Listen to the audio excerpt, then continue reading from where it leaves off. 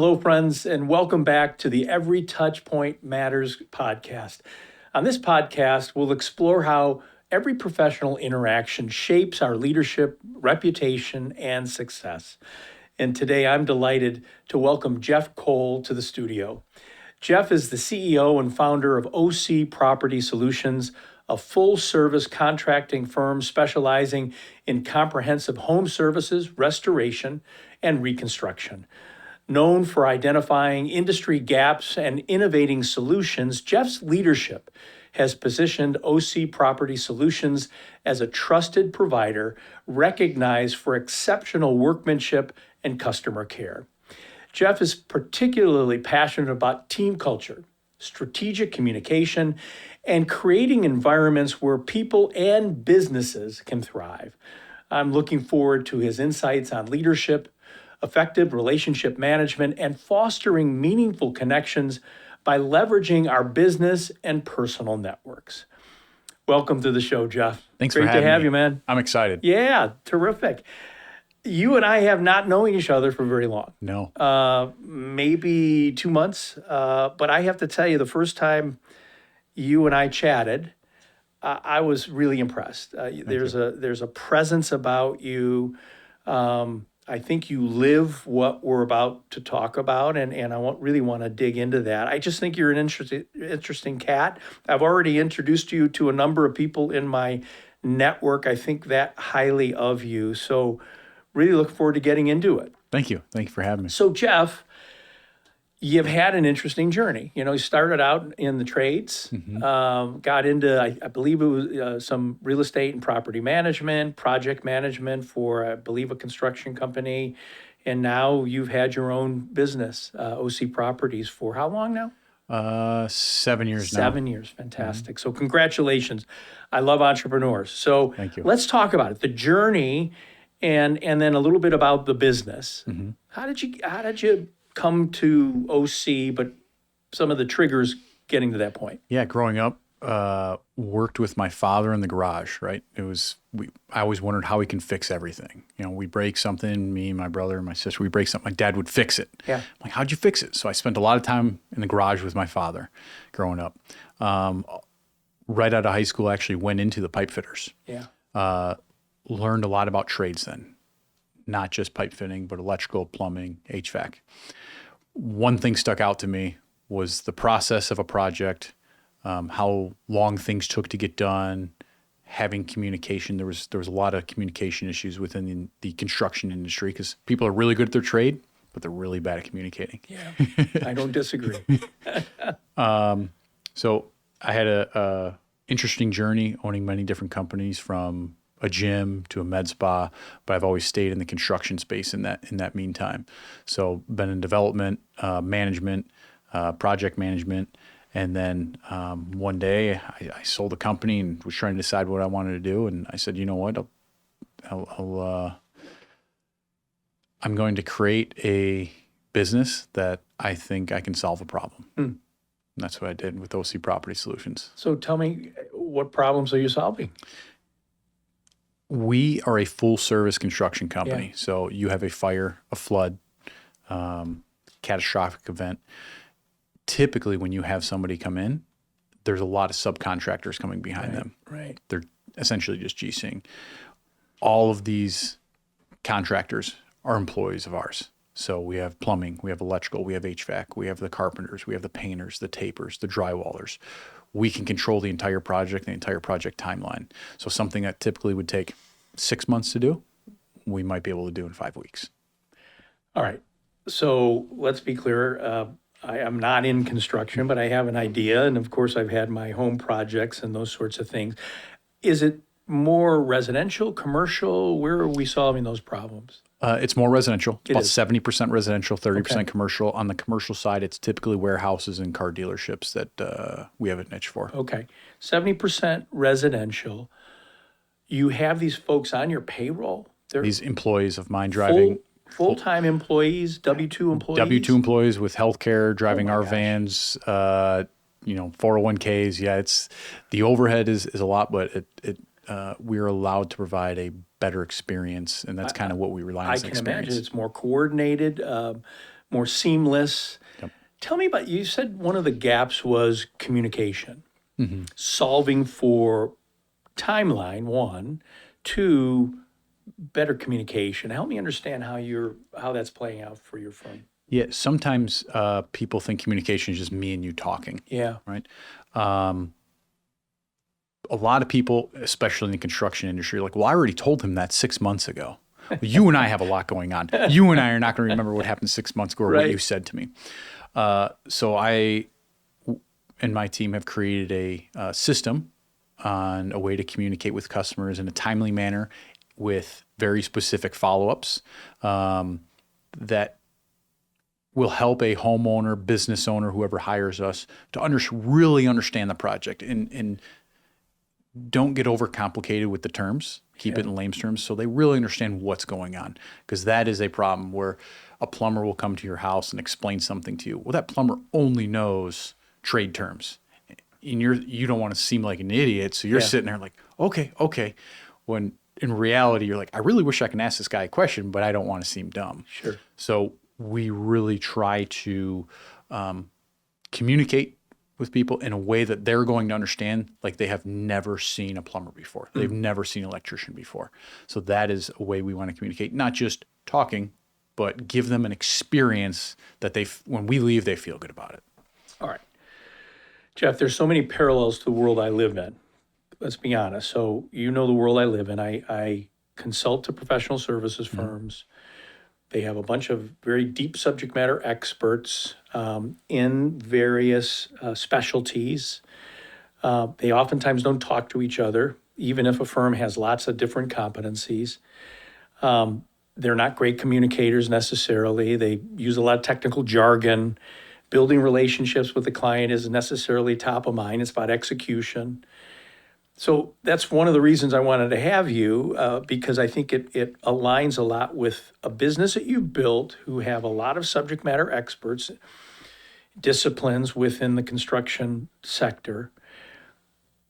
Before we go how you built, how you've kind of manifested this, how do you ensure that these technical professionals that are now fronting these relations are these great communicators?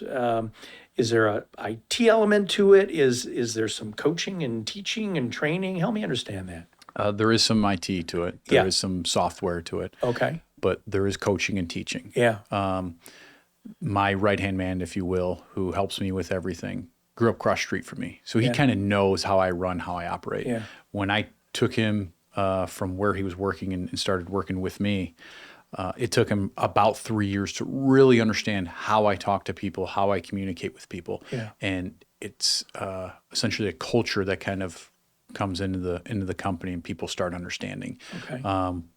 I would say it takes about 6 months to a year that we kind of let people then go off on their own, but it takes about 6 months to a year for them to really understand who we are, what we're about, and the experience we want to give. Okay. And so how are you, so it takes some time, you're coaching these folks up. Not everybody is wired to really be effective as that frontline relationship developer. Are you picking and choosing those individuals? Some people are sort of rising to the top. Who is sort of tip of the spear to the client? It depends on what the technical need is, electrician, HVAC. Help me understand that, because my clients are going through the same decision process. Right. So when you have, we'll talk about a kitchen. You have a kitchen. You think you have somebody come in, they're just going to redo your whole kitchen. You have plumbing in your kitchen. You have HVAC vents, supplies, and returns. Yeah. You have electrical, right? Switches, outlets, garbage disposal, electrical for the appliances. If something is wrong with that appliance, you're going to call the guy that repairs appliances. Now he's going to come in and he's going to tell you what's going on, explain to you what's going on, and give you some options. Or he's going to say, hey, listen, the appliance is okay. I don't have electric here. I'm not an electrician. Let's get the electrician out here. When you have somebody on our team that can directly portray what is going on in a manner that the customer understands is important. Okay. So giving them the technology to then show the customer what's going on and what it's going to take. Okay. So that takes a very long time to create that experience and to be able to put that information in software where it can be taught to the customer. Okay. But then there's also the element, if I'm the electrician, I'm tip of the spear, and we need other trades to come in and help support. You've got those competencies, but what I've found with the clients I work with, might have a tax consultant, but the client has a need in audit or data analytics or ERP deployment, other disciplines, and they don't necessarily know how to orchestrate the handoff or bring that other individual in. How do you ensure that that's like a seamless movement? That's where the heavy overhead comes in. Okay. They have a manager, a boss, if you will. The boss knows what's going on, and the manager knows what's going on at every job. Okay. So we can get into the app that I created to kind of follow along with the timeline of every project, so they can see what's going on without having to ask the employee. That employee will say, "Hey, listen, I ran into this problem. Yeah. What do you want me to do here, or do you want to communicate with the customer, Mr. Manager?" He will then communicate to the customer, "Hey, our electrician's done for the day. I'm going to send a plumber today because something is in his way. He can't go any further." Yeah. So he will coordinate the team. Our manager will coordinate the team. So it does take a lot of management skills. And is the app helping to be the arbiter for that conversation between the manager and the technician, or is the technician picking up the phone and calling the manager? I mean, you understand that. Yeah, the app is what's helping the communication. That's facilitating it. Now, something that needs to happen immediate is a phone call. Yeah. This app coordinates notes, tasks within the job, photos, videos, so we can see live what's going on. We don't have to say, "Hey, text me that photo." They're taking the photo within this app or taking the video, and it immediately pops up on our screen. You could see it right away. They can put notes on it. They can tag things. They can tag, circle something, so you can see what's going on without, you ever try to explain to somebody, it's right next to this, by that. Like, I don't know what you're talking about. So we can see it live right down there. All right. Tell me about the app. I mean, it sounds fantastic. You built it, or was this something that is like an industry standard? It was an idea that I had that implemented a lot of different other technologies that are already out there. And I had a friend that's what he does. He develops apps, and he called me one day, and I said, I need something from you. He said, okay. And we built it in about a year. It's functioning. People are using it. So the app itself helps control jobs and helps with project management. Okay. So fairly proprietary, I would think. Maybe a differentiator for your firm. One of the right. Yep. It supports you, enabling your people to be faster, more timely, more engaged. Handoffs are more seamless. I love that. Can show the customer some things. If we didn't have the photo, it's hard to explain. So we can send them photos as maybe the manager's on the phone with them and saying, "This is what he's talking about." And it's like, "Oh, okay, now I get it." So there's not another app out there that does this, or some sort of system? There's some. Yeah. Sometimes you're going to need 3 or 4 to do what this one does. So I implemented a lot of different things. Integrated. It's integrated, yeah, but it's all within one system. So I didn't take anyone else's. We built it from scratch. Yeah. Really impressive, Jeff. Thank you. Congratulations. And so, again, you've got a mission, a vision. It's about great communication, speed. Technology is helping to support that. You're training your people on the mode of operation that you want to see them executing in, and that's high touch, which I think is fantastic, and you just don't see that. You have led this organization to a place where I think you're differentiating yourselves. I guess I have a couple questions. One, you compete against a lot of other construction firms, maybe bigger. Is that the prime differentiator, that software / culture you've built around just having your people step in and be relationship centric? No, that's not the only thing. There's a lot of other things. So Okay. you said high touch. Like I said before, there are plumbers and electricians and HVAC guys and excavators, demo technicians, drywallers. They're better than us.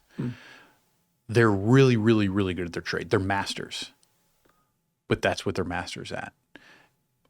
we are bringing in an element that typically has not been focused on in the trades. In the trades, it's mostly focused on training somebody how to do something in that trade. Right. We do a lot of training on communication about the customer. Yeah. I'm sure when you consult, a lot of times you're consulting about within the firm. When we have meetings, majority of those meetings are about customers. Sure. So if you have a meeting about within your company, you're just solving inner problems. You need to worry about what's going on the outside your company too, which is the most important thing, your customers. Okay. You mentioned competition. Something that I have learned from a lot of my mentors is I've become friends with my competition in a way. We work together, we help each other out. And there's some guys, that aren't interested in it. But when we all get to learn from each other, we make the industry better and we help each other out and make each other better. So they are competition, but I think a lot of them in the local area, we work together and it's really nice. You work together, co-opetition, whatever the term is. I was just on an earlier call today with another guest, and he's a lot like me in terms of providing coaching and training into the services sector, professional services sector. A great guy, and he's a year and a half into his business. I'm 22 and a half years. And I'm happy to help. There's plenty of work to be done. It's a target-rich environment, especially in my world. So anyway, happy to help. Something happened, sound like you and Dad in the garage were kind of a cool moment. Yeah. Let's go fix things. Yep. Were there other sort of influences in your life? Because the typical tradesman doesn't think like you. That was the problem you were trying to solve for. They were technicians and didn't necessarily communicate well. What was it in your career progression that sort of created this awareness that this was important? I had a lot of different mentors and different types of mentors. Some that were in the trades, some in the professional, blue collar, white collar. Yeah. And they've all been older, and I've been able to kind of study them, if you will, and understand how they treat people and understand how they've become successful. And a lot of those traits are things that I've learned from them. Communication, how to communicate, when to communicate, when you need to step in, when you need to step back, understanding social cues, right? Some of it is a learned trait and some of it is just something that I have. But I've taken something that I see positive from every one of my mentors and friends. I'm like, okay, I need to use that. Or, hey, I don't need to do that. Make sure I never do that. I don't want to embarrass myself. So being self-aware and then being aware of your surroundings. So it's just an understanding of what's going on. So, Jeff, honestly, I mean, this is why I wanted you on this program. And in the very short time I've known you, your mindset is so aligned with mine, right? Culture, relationships, communication, self-awareness, emotional intelligence, networking. Again, I'm thrilled that you're here. The title of the podcast is Every Touch Point Matters. What does that mean to you and to your business, and kind of bring that to life for me? Yeah, I've got a lot of different things that touch on the network. That's why I'm here today is my network. Yeah. Right.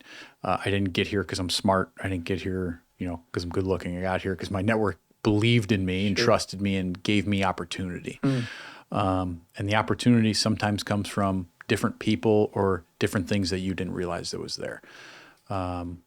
Someone who you didn't think maybe could help you out. I see a lot of people realize, oh, this person can't help me out. My most help has come from people who I, in the back of my mind, didn't think would be able to help me. That's my biggest opportunities came from those people. Sometimes you just never know. And it's one of my mantras. being able to, at the bottom of your email, Albert Einstein, you have a quote that says, not everything that counts can be counted, and not everything that can be counted counts. And I thought that was interesting because sometimes you have to do things for people that you'll never get in return. And that's, you want to serve somebody, and that's what you do. And you do things and don't keep score. And that's one of my mentors has taught me is I may be able to help you 1,000 times and you may not be able to help me once, but don't keep score. Because some other way, it's going to come back your way. And, you may be able to help somebody that may not be able to help you, but you have the opportunity. So, Jeff, again, this is this enlightened view that you probably wouldn't think is coming out of the trades. right. Do you think you were born this way? No. Was it your what were the moments? Some other than these older gentlemen, older people, I shouldn't say gentlemen, other individuals who sort of coached you along the way.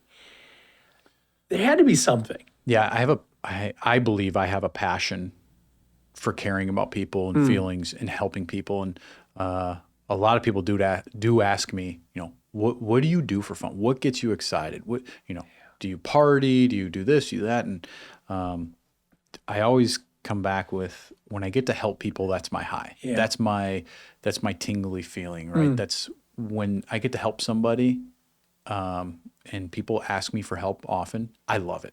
I love being able to be like, yep, I can help you. And the way I can help you is through my network. I've had a gentleman call me the other day, was trying to get something done for 6 months. Won't go into detail, but it was near impossible. Called somebody, he called me, I called somebody I knew that cared about me and mentored me through business. He's in construction as well. 4 hours later, I had done what that guy needed and he was trying to do for 6 months. So that gave me a warm, fuzzy feeling. Yeah. Being able to help people is something that, I thoroughly enjoy. All right, you've demonstrated that you recognize every touch matters. You've demonstrated that your extended team, not just you, kind of live it with that mindset through enhanced communications and those sorts of things.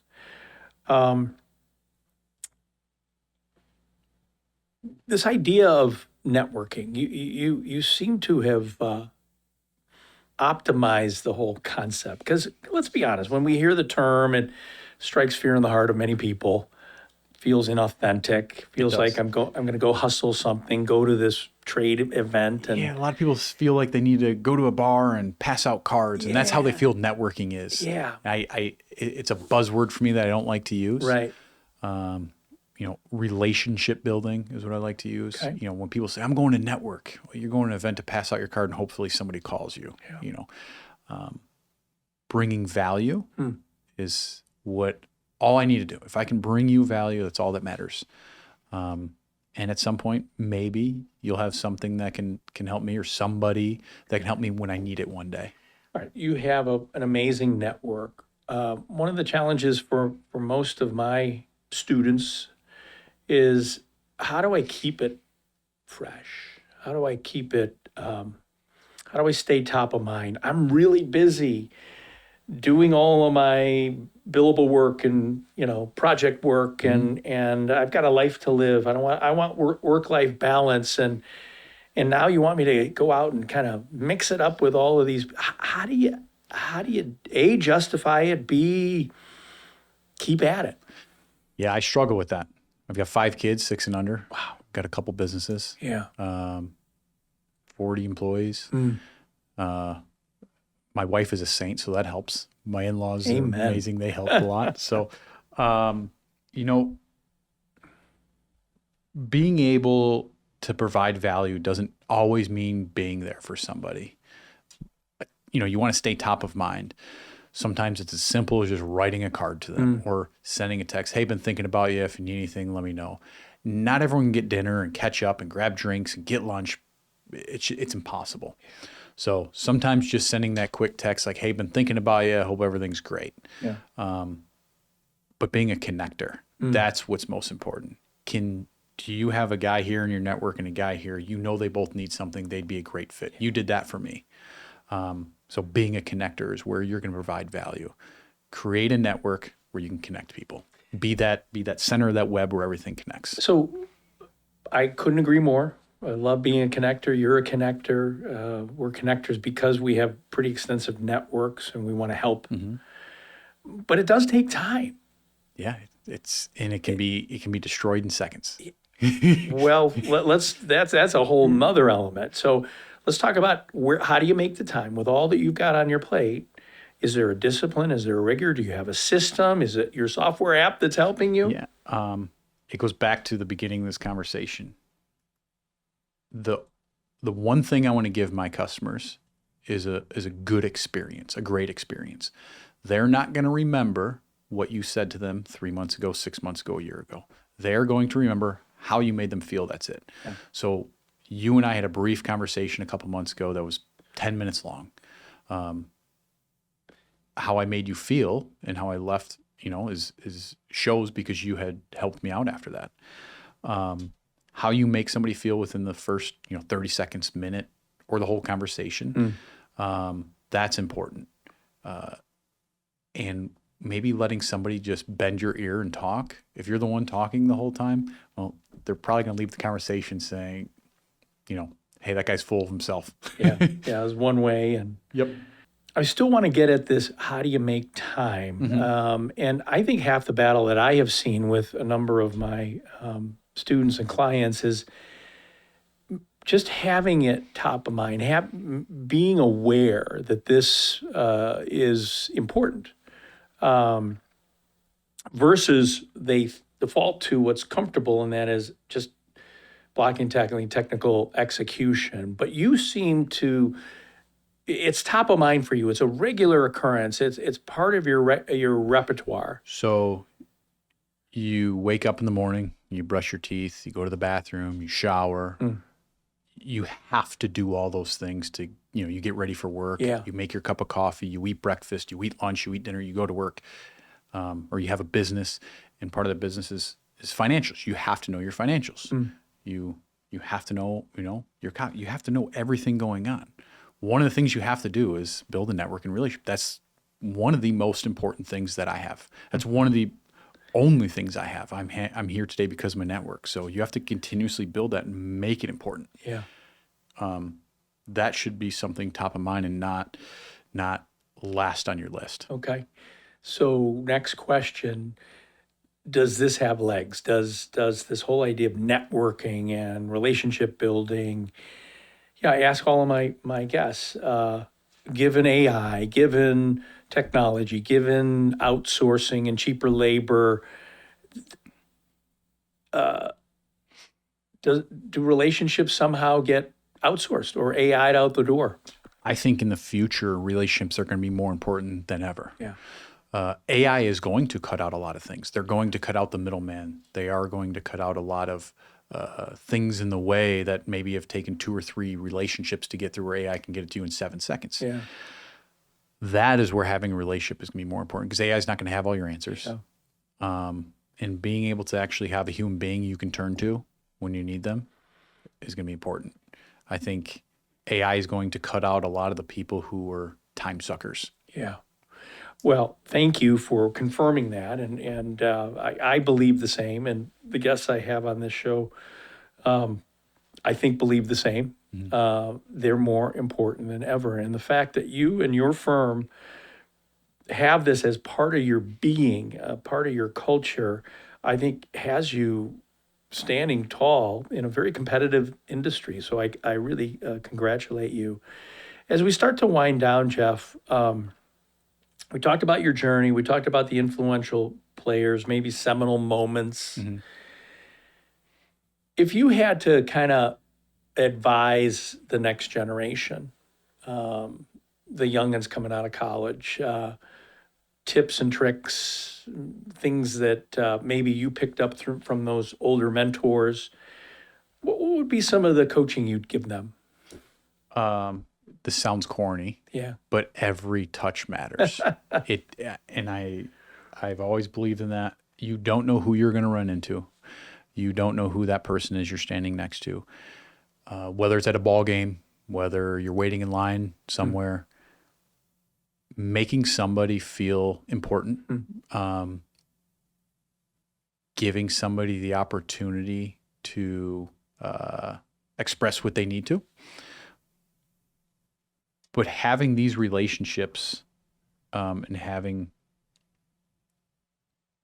having been able to use them in a way they can all help each other. Yeah.